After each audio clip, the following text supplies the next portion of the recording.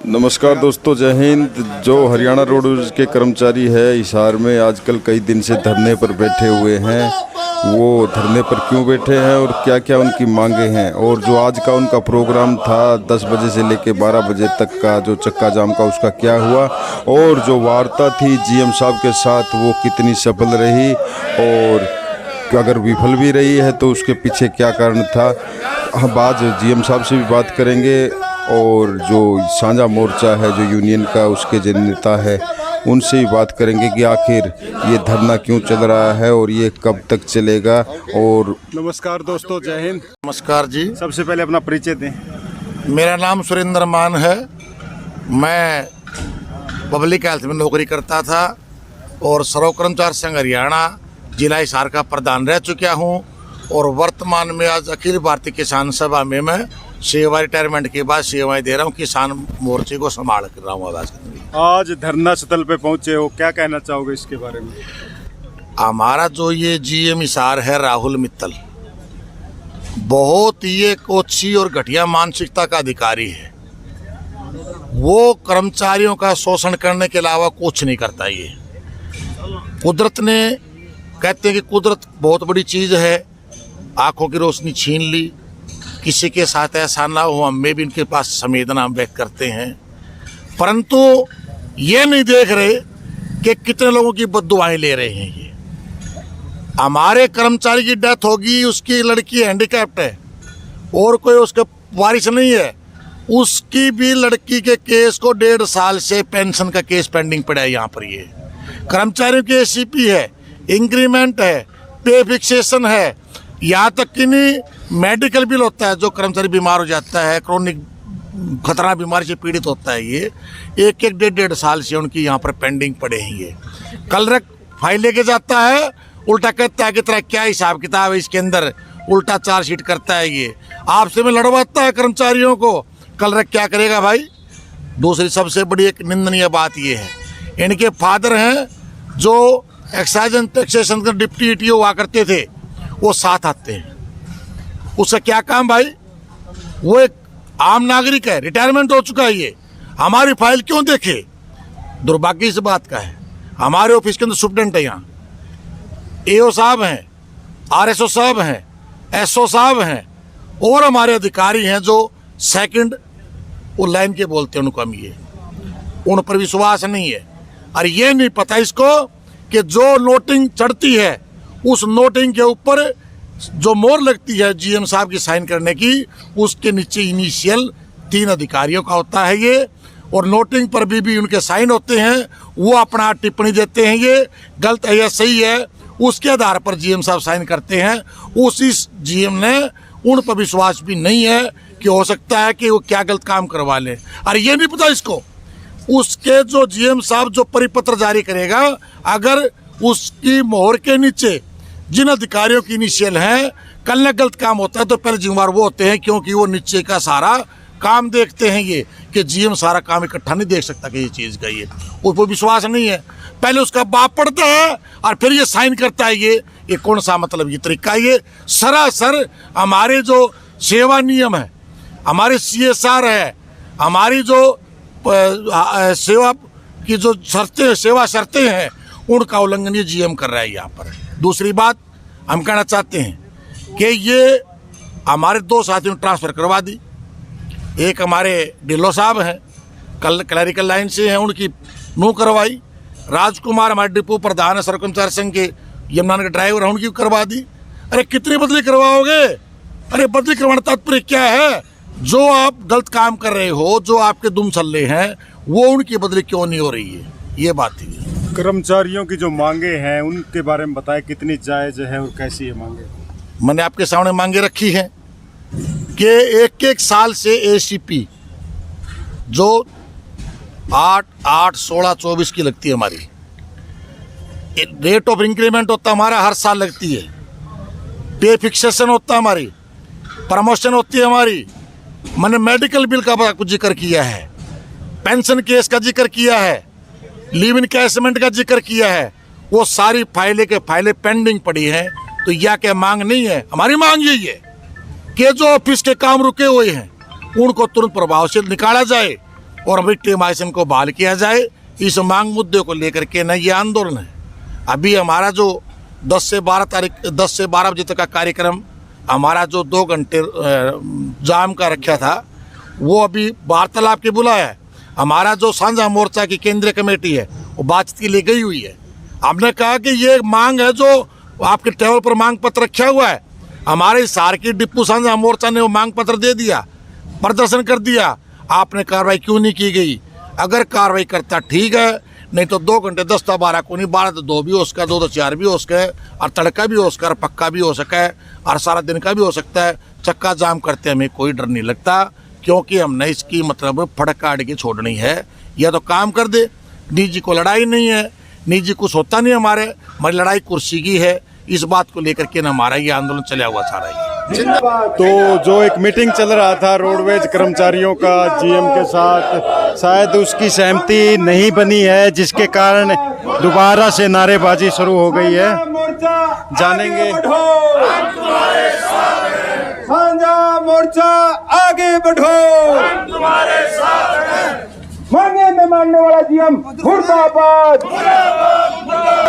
सरकार को बदनाम करने वाला जीएम मुर्दाबाद, उच्च अधिकारियों को गुमराह करने वाला जीएम मुर्दाबाद,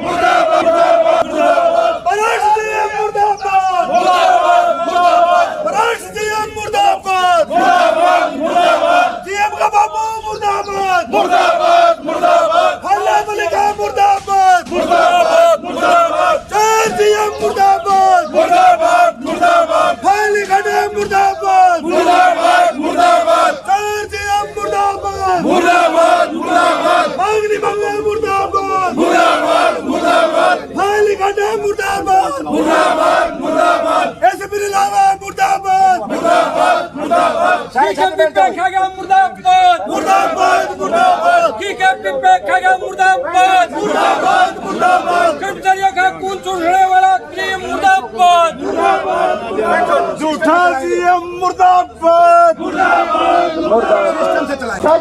आज जो रोडवेज कर्मचारी था, उनका जो मीटिंग था जीएम साहब के साथ, जान लेते हैं कैसा रहा। नमस्कार भाई साहब। नमस्कार जी। अपना परिचय दे सबसे पहले। मैं किशन कादियान, वाइस सदस्य साझा मोर्चा। तो जो आज का जो मीटिंग था आपका जीएम साहब के साथ, कितना सफल हुआ? जीएम साहब ने आज वार्ता के लिए, जो साझा मोर्चा का पहले से प्रोग्राम था 2 घंटे का यहाँ पे रोडवेज का चक्का जाम करने का, लेकिन जीएम साहब ने पहले ही वार्ता के लिए बुलाया। साझा मोर्चा ने बातचीत करते हुए ये निर्णय लिया अभी जीएम साहब से मिला जाए। जीएम साहब से मिले, वहाँ पर जो ड्यूटी मजिस्ट्रेट साहब बैठे हुए थे, वीडियो रिकॉर्डिंग हो रही थी, और सभी मांगों के ऊपर, जितनी मांगों पर चर्चा हुई, चर्चा के उसमें कम से कम 1800 केस लंबित पड़े हुए हैं, जो कि जीएम साहब ने बिल्कुल स्पष्ट तरीके से मानना है उनको, अभी वास्तव में पड़े हैं। ये बात तथ्य सामने आए और उनको पता लगा, अभी उनको निपटाने के लिए बात की, उन्होंने यस किया, भाई हम करेंगे, 15 दिन में कर देंगे। लेकिन अभी तक जो नहीं हुआ था, अभी केस जो अब तक फाइल नहीं किए, उससे कर्मचारी जो हैं बहुत रोष में थे। साझा मोर्चा उसमें दुखी था। और इसके साथ ही जो कई मांगे थी, रोडवेज की जो हड़ताल करने की बात थी, मंत्री जी ने जो आश्वासन दिया, कल घेराव था उनका फरीदाबाद में, उन्होंने ये कहा था कि 23 तारीख की आपकी मीटिंग रखी जाएगी और मीटिंग में वार्तालाप करके इस सॉल्यूशन को निपटाया जाएगा। लेकिन यहाँ के जो कर्मचारी हिसार के, जो जीएम का अड़ियल रवैया है, वो अभी भी अपनाए हुए हैं। अभी भी मतलब उन्होंने इसको जो ये हमारे 2 कर्मचारियों के तबादले किए गए हैं, वो अभी वापस करने के लिए लिखने से मना कर रहे हैं।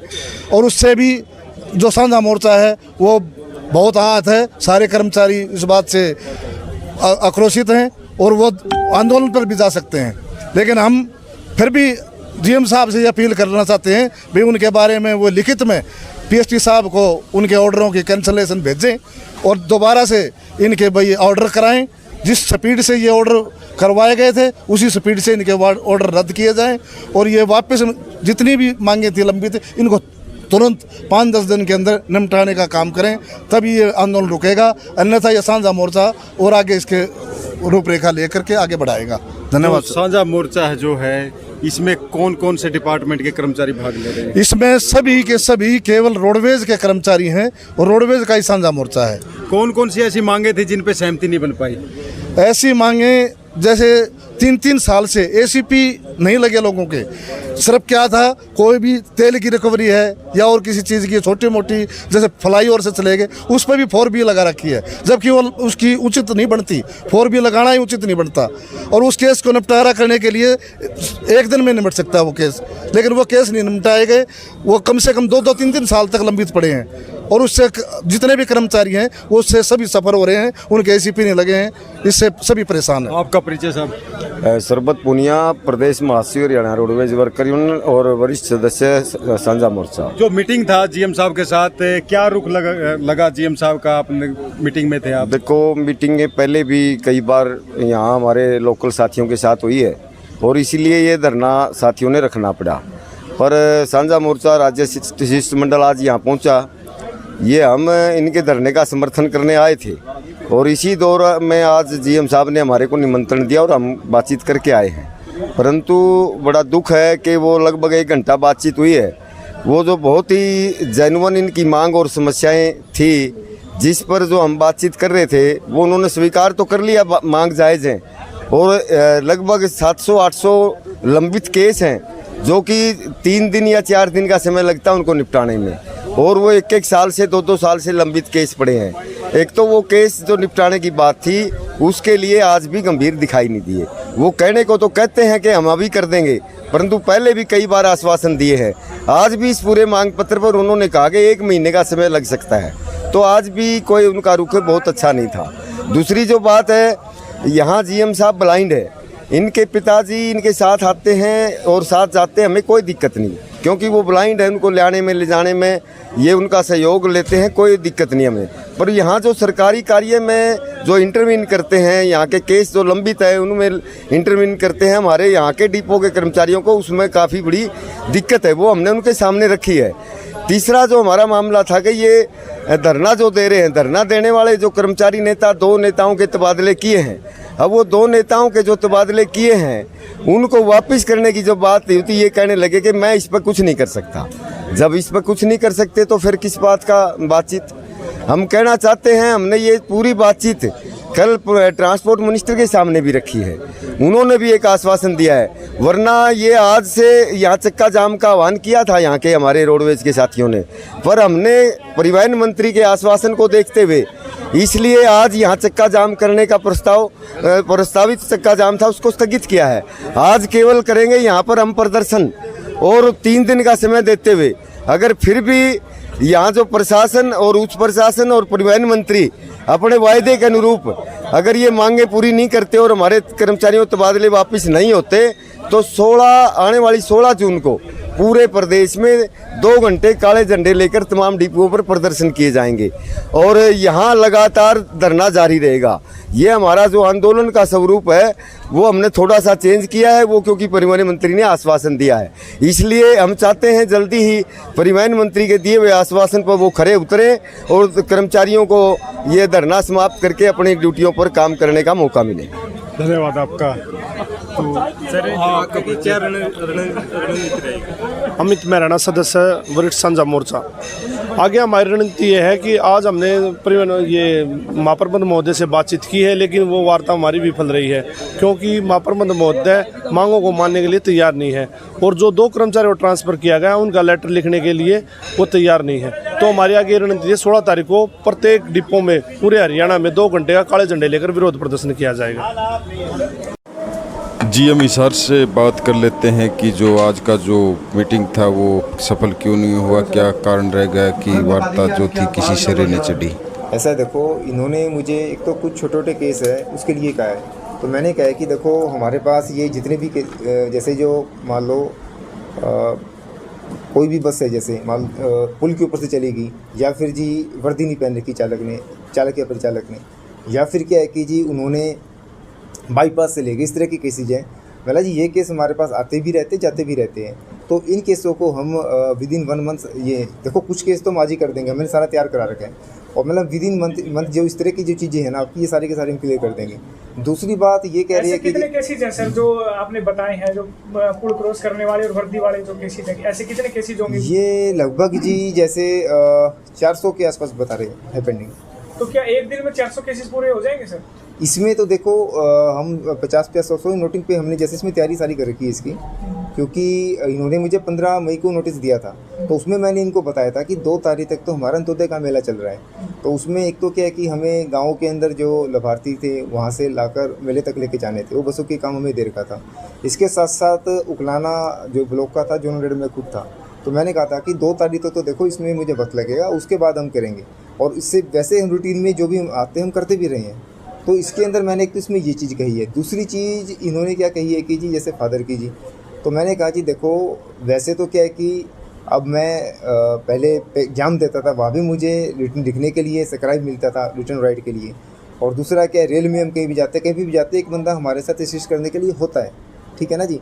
और मैंने ये चीज़ की 3.5 साल तक आज तक कभी भी ऐसा कोई ऑब्जेक्शन नहीं आया, तो आज आपको ऐसा क्या होगा कि आप फादर साहब को कह रहे हैं। और इसके साथ साथ मैंने इनसे एक चीज़ ये भी कही कि मेरे फादर तो सिर्फ ये चीज़ देखते हैं कि जिसके अंदर कहीं ऐसा तो नहीं, जैसे मान लो कोई फाइल मेरे पास आ रही है अकाउंट वहाँ से संबंधित है, तो उस पर RSO AO के इन सब के साइन है नहीं है, तो वो चीज़ देखते हैं कहीं ऐसा तो नहीं खाली इस पर मेरे ही साइन है।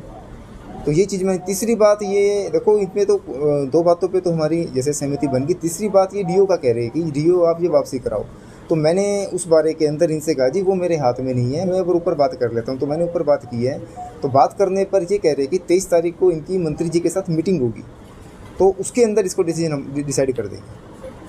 एक महिला शौचालय की बार बार बात आती है। महिला शौचालय, मेरी बात सुनिए, महिला शौचालय सुप्रीम साहब बैठे का वो, बल्कि मैंने इनको सैटरडे को भेजा भी था, और ये हम बड़ी जल्दी बन जाएगा। मतलब अभी तक है नहीं वहाँ? क्या जी? अभी है नहीं रोडवेज परिसर में? ऐसा है, देखो ये चीज़ मेरे नॉलेज में अभी आई थी, और इस पर हमने कार्रवाई की, इसमें कोई भी हमें बनानी पड़ेगी, तो वो हम इसमें हमने कह दिया इसको बड़ी जल्दी बन जाएगा। क्या जी? टायर वर्कशॉप में वहाँ पे काम करते शेड नहीं है वो, उसके लिए शेड का भी जिक्र हुआ था, वो भी हमने इनको कह दिया है। सुप्रिटेंडेंट साहब और SS साहब की दोनों की जिम्मेवारी मैंने लगा रखी है, वो बड़ी जल्दी बनवा देंगे। चेंजिंग रूम भी नहीं है, जो कर्मचारी महिला कर्मचारी काम करते हैं उनके लिए चेंजिंग रूम नहीं है। और चेंजिंग रूम का देखो यूनियंस ने मुझे पहले ही कहा था कि जी हमारी तो मेन चीज़ यही है कि चेंजिंग टॉयलेट बन जाए, तो टॉयलेट का इनकी ज़्यादा डिमांड थी। सुप्रीम साहब आए क्या? एक बार उनको बुलाता हूँ, सुप्रीम साहब को बुलाना है एक बार, क्योंकि वही सारी चीज़ वो, रूम नहीं बनेगी। एक मिनट मेरी बात तो सुनोगे, ये सारा वो सारे मौका का निरीक्षण भी किया था, वो सारा बता पाएंगे। सर हम छोटी बात पूछना चाहते हैं, अब जैसे आपने सुपरिटेंडेंट साहब को बुलाया है, तो आप जब केस देखते हैं चेक करते हैं तब आप अपने फादर को बुलाते हैं, आप सुपरिटेंडेंट साहब को या वो अपने ऑफिस के पर्सन को ले सकते हो? कोई भी ऑफिस है उनका यही कहना है, ऑफिस का कर्मचारी ले सकते हो सर आप? आपका जो एक मिनट सुप्रीम साहब जी सर, ये बताओ टॉयलेट का और शेड का आपने जैसे मौका निरीक्षण कर पाए थे, अब बताइए। जो है ना जी सैटरडे मुआयना कर लिया था, जो लेडीज टॉयलेट है वो हमने कह दिया कि जहाँ उनका एक वो चेंजिंग रूम है उसके अंदर ही बनाएंगे, और बाहर एक कोई सी जैसे खोदते हैं अपना, क्योंकि सीवर लाइन तो बहुत दूर पड़ती है, और वो करा देंगे। और शेड का भी हमने शुरू करा दिया, आज शुरू हो जाएगा। उन्होंने कहा है हमारे को यूनियन वालों ने, पहले 3 थे उनके शेड, बोला 3 नहीं हम 2 में काम चला लेंगे, तो 2 के 6 हमारे बिल्डर लगेंगे, सामान हमारे पास है, मैकेनिक को हमने कह दिया वो काम शुरू हो चुका है। अच्छा, सेकंड चीज ये एक वो भी चीज कह रहे हैं कि जो उनको चेंजिंग रूम भी अलग से देंगे क्या? सर चेंजिंग रूम उनको ऑलरेडी अलग दिया हुआ है, लड़कियों को उनके पास ही है। वो कह रहे हैं चेंजिंग रूम के अंदर ही जो है ना ये टॉयलेट रूम भी साथ हो जाए, तो हम उसके साथ दीवार पे और एडजस्ट करा रहे हैं उनके साथ। चेंजिंग रूम में तो काफी सामान और रखा हुआ है, एज स्टोर उसे यूज किया जा रहा है, अगर पड़ा है तो उसको हम स्टोर यूज किया जा रहा है सर उसे। एक्चुअली वो स्टोर ही था, हमने लड़कियों के लिए चेंजिंग रूम बना दिया, उसमें सामान निकाल के दूसरे कमरे में लगा देंगे। ब्रांच हेड जो भी है फाइलें आ जाती है आप तक, भाई जैसे सुपरिटेंडेंट साहब की, TM साहब की कोई बात आप तक ये अटकी हुई है कि इसको कल करेंगे परसों करेंगे। ऐसा है, देखो अभी मेरे पास कितनी फाइलें पड़ी हैं आप देखो, अभी तो बातचीत हो रही थी। नहीं अंदर देख लो जी, ये बाहर तो यहाँ से जाएगी नहीं। तो मेरा मतलब क्या है कि वैसे सुप्रीम साहब आप बताओ कितनी फाइलें पेंडिंग है? अब एक भी जो एस्टेब्लिशमेंट ब्रांच की हमारी एक फाइल पेंडिंग नहीं है, जो पेंडिंग है वो सिर्फ केस हैं जो चार्जशीट के हैं, KMPL के हैं, वर्दी के हैं, जो ट्रैफिक ब्रांच करती है। तो उसके अंदर भी मैं एक चीज, एक चीज वो बताऊंगे, हमारा तो एक भी कहा जा रहा है कि सर 2-2.5 साल से पेंडिंग है। ऐसा है, देखो मैं आपको चीज़ बताना चाहता हूँ, मेरे पास यहाँ केस थे 2010 के बाद से पेंडिंग है, मैं आपको बताऊँ, क्लियर करता हूँ। तो उसके अंदर मैंने कई केस सीरियल वाइज निकालने शुरू किए थे। तो उसमें फिर क्या था, यूनियन प्रतिनिधि कहने लगे कि जी पहले तो बोले आप सबका इक्विवेलेंट लो, मैंने वैसे करने लग गया। तो उसके बाद क्या था जी, किसी के मान लो बेनिफिट्स रुके आने, मैंने जी मैं एक चीज़ कर लेता हूँ, जिसके ACP रुके आना है, जिसके अदर कोई है वो हम पहले ले लेते हैं। तो अब हम क्या कर रहे हैं कि सीनियरिटी से भी निकाल रहे हैं और वैसे भी निकाल रहे हैं। लेकिन चीज़ मैं इनसे, देखो मेरी इस बारे में कई बार इनसे बात हुई है, मैंने इनसे कहा कि जब अदर GM थे आपने तब उनसे क्यों नहीं कहा जी। अब देखो मैं आ गया तो मेरे पास तो आप शोर मचा रहे हो, तो GM तो और भी पहले बहुत थे। अब जैसे बीच में आप देखो 6 महीने मैं नहीं था यहाँ पे हिसार में, तब भी उन्होंने, मैंने तब क्यों आपने नहीं निकलवाए, मैंने इनसे मेरी पहले भी बात हुई, बोले जी वो आप छोड़ो पुराना मैटर, आप आज का लो। नहीं वो तो मत होता रहे जी यहाँ पे, लेकिन अभी देखो लास्ट वीक भी हमने केस निकाले, लेकिन अब तो क्या कि 8 तारीख से धरना पे बैठ गए जी, उसको हम कैसे करें। तो मैंने इनसे यही कहा था, कल भी मेरी इनसे बातचीत हुई थी, मैंने जी देखो इसमें तो आपको एक हमें हेल्दी एटमॉस्फेयर तो देना पड़ेगा। कर्मचारियों कितनों का डीओ लिखा था आपने? 4 का 6 का? नहीं 2 का। 4 का लिखा, बदली 2? नहीं 2 का लिखे। रीजन क्या था सर इनका?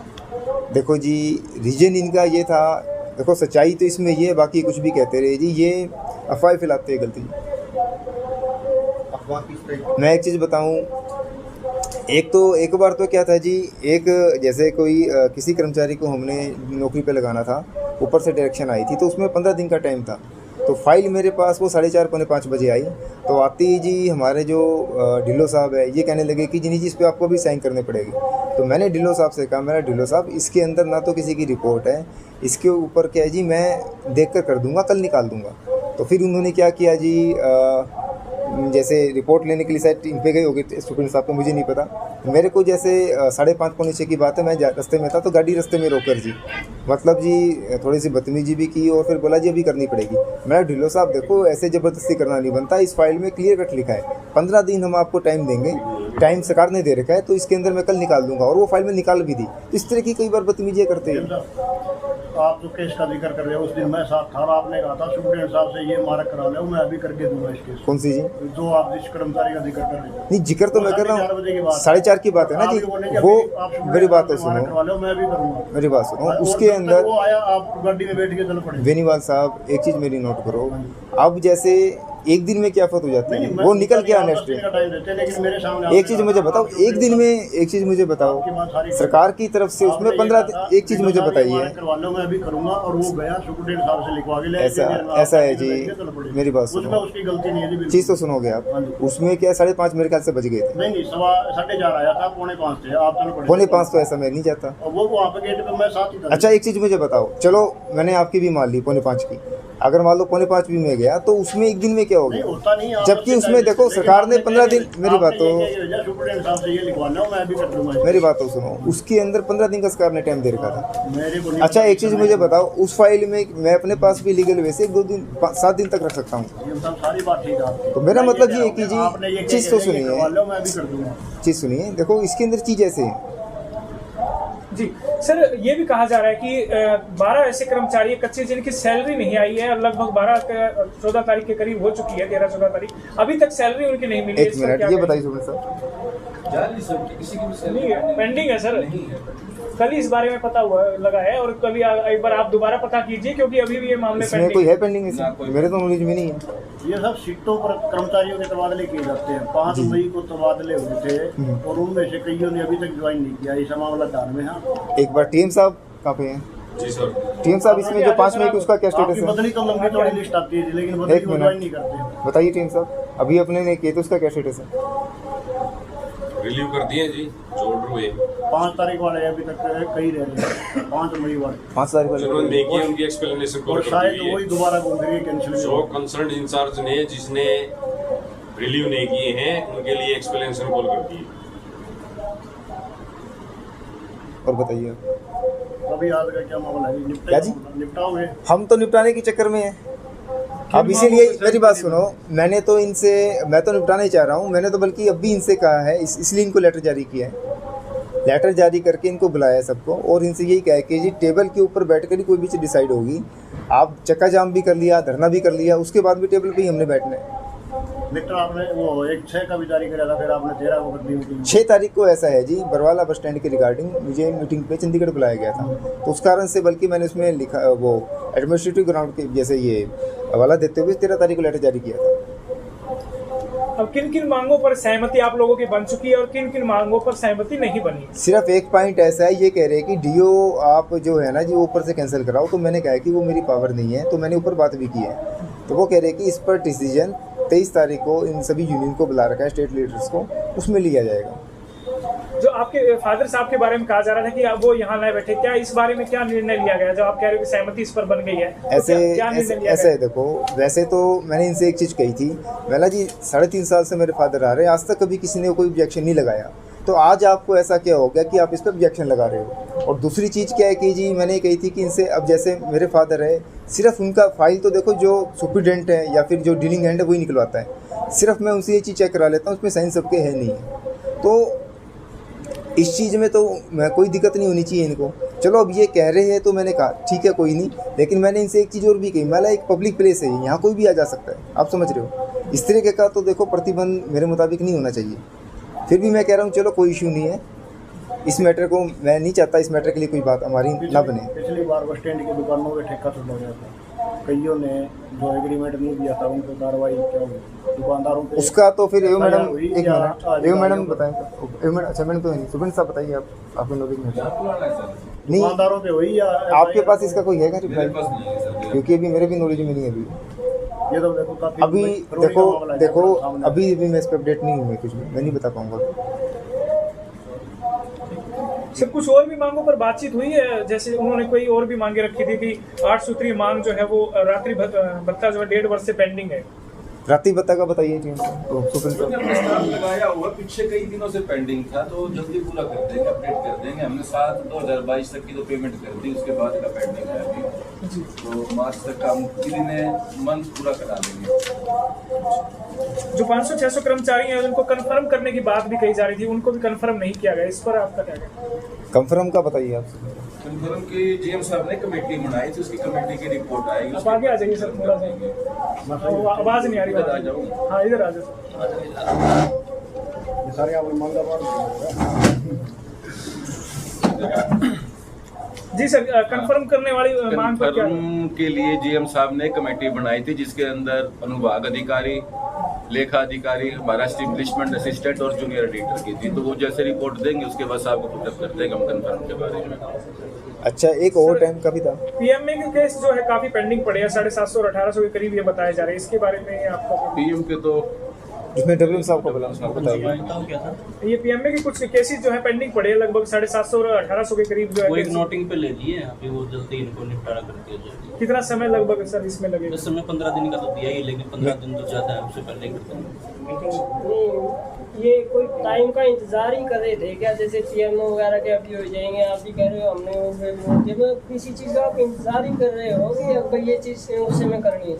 ऐसा है, देखो आपको चीज़ बताना चाहते हैं, ये चीज़ ऐसा बिल्कुल भी नहीं है। पहले यहाँ पर कोई रिकॉर्ड भी नहीं था हमारे पास, कितने केस पेंडिंग ही कैसे नहीं, वो भी मैंने इनसे सारी लिस्टें बनवाई है। मतलब जी मुझे ये ऐसा ना हो कि जी अब किसी का केस मान लो मेरे द्वारा, तो देखो जब ये शुरू से इनसे कहा जा रहा है कि आप टेबल पे आइए, टेबल पे आकर हम बात करते हैं, और तब भी मैंने इनसे कहा था, जैसे 15 जब नोटिस दिया था कि हमें 15 दिन, जैसे ये अंत्योदय मेले के बाद इस पर मैं ध्यान दे पाऊँगा प्रॉपर तरीके से, तो अब मैंने इनसे कहा है कि ये विद इन मंथ हम जो भी है हम करेंगे इसे।